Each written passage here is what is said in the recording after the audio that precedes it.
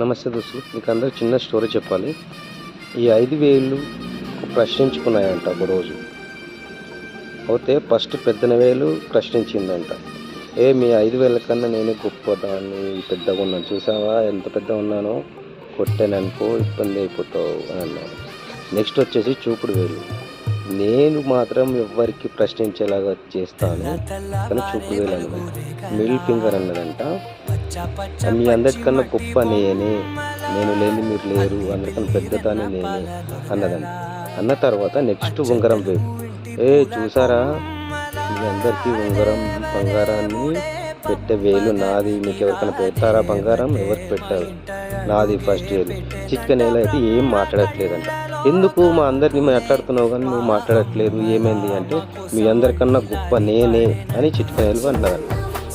అయితే అందరు shock అయిపోయారంట, 4 finger 5 fingers shock అయిపోయారంట. అయిపోయిన తర్వాత అందరికన్నా నువ్వు గొప్ప ఎలా అవుతావు, మేము కదా గొప్ప అని అన్నదంట. అంటే చిట్కన వేలు ఏం చెప్పిందంట, నేను దేవుని దగ్గరికి వెళ్ళి దండం పెట్టేటప్పుడు ఫస్ట్ నేనే లిస్ట్లో ఉంటాను, ఇలా ఫస్ట్ నా తర్వాతనే మీరందరు లైన్ వైజ్గా ఉంటారు అని చెప్పి చిట్కన వేలు అన్నదంట.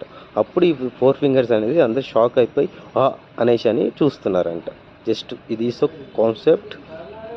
లైక్ చేయండి, షేర్ చేయండి. Okay, thank you. ఉంటా మరి, బాయ్.